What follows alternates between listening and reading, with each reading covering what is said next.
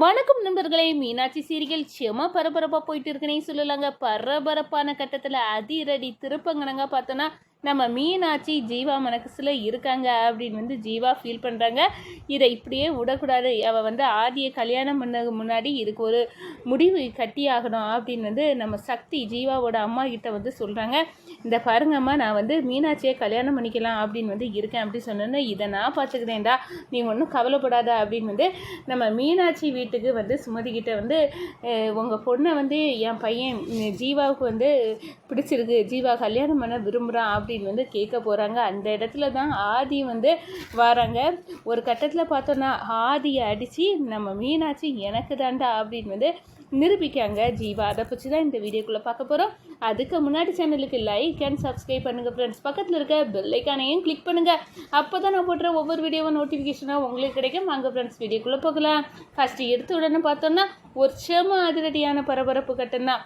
பரபரப்பான கட்டத்தில் தான் ஆதியை ஆதியை கல்யாணம் பண்ணதுக்கு எனக்கு மனசு இடம் கொடுக்கல அப்படின்னு மீனாட்சி யோசிச்சுட்டு இருக்காங்க.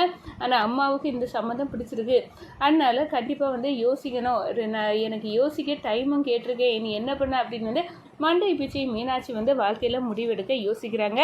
இந்த சைடு நம்ம ஜீவாவை எடுத்துக்கிட்டேன்னா எப்படியாவது மீனாட்சியை கல்யாணம் பண்ணோம். ஆனால் இப்போ நான் ஒரு முடிவெடுக்காட்ட ஆதி அவள் கல்யாணம் பண்ணிட்டு போயிடுவா, அதை தடுக்கிறதுக்கு என்ன வழி உண்டு அப்படின்னு யோசிக்க நேரம் தான் நம்ம சக்தி கிட்ட தனக்கு மனசில் இருக்க எண்ணத்தை போட்டு உடைக்கிறாங்க. ஜீவா, இந்த பாருமா, நாங்கள் வாழ்க்கையில் கல்யாணம் பண்ணலாம் அப்படின்னு முடிவு எடுத்திருக்கேன், அதுவும் மீனாட்சியை தான் கல்யாணம் பண்ண முடியல, எனக்கு பிடிச்சிருக்கு அப்படின்னு சொல்ல நேரம் அவள் என் வாழ்க்கையில் என் வாழ்க்கை நல்லா இருக்கும் அப்படின்னு சொல்லாங்க. இதை நான் பார்த்துக்கேன்டா அப்படின்னு சக்தி சொல்லிக்கிட்டு நம்ம ஜீவாவை கூட்டிக்கிட்டு மீனாட்சி வீட்டுக்கு போய் பேசுகிறாங்க. சமந்தி அப்படின்னு பேச்சு ஆரம்பிக்கிறதுக்குள்ள ஆதி எடக்கு மடக்க நிற்கிறாங்க. இதை பார்த்தோன்னே நம்ம ஜீவாவுக்கு கோபம் வருது. இந்த பாருங்க, வாங்க மாப்பிள்ள அப்படின்னு ஆதியையும் வர வைக்கிறாங்க சுமதி. இதை பார்த்த உடனே என்ன பண்ணடா அப்படின்னு மண்டையை பிடிச்சிட்டு இருந்தாலும் நம்ம சக்தி போட்டு உடைக்கிறாங்க. உங்கள் பொண்ணு மீனாட்சிக்கு நீங்கள் கல்யாணம் பண்ண மாப்பிள்ளை பார்த்துட்டு இருக்கீங்கன்னு தெரியும், அதை என் பையன் ஜீவாவுக்கு கல்யாணம் பண்ணலாம் அப்படின்னு மீனாட்சியை பிடிச்சிருக்கு அப்படின்னு ஆசைப்படுறான் அப்படின்னு சொன்ன உடனே அப்படியே சுமதி வாயை பிளக்குறாங்க. என்ன, ஜீவாவுக்கு என் பொண்ணை கல்யாணம் பண்ணி வைக்கிறதா, இது எனக்கு ஓகே தான் அப்படின்னு சொல்ல நேரம், அடடா எனக்கு அந்த வீடே வேண்டாப்பா, அந்த அப்பத்தா மாதிரி ஒருத்தியை பார்த்தாலே எனக்கு பிடிக்கல அப்படின்னு யோசிக்கிறாங்க.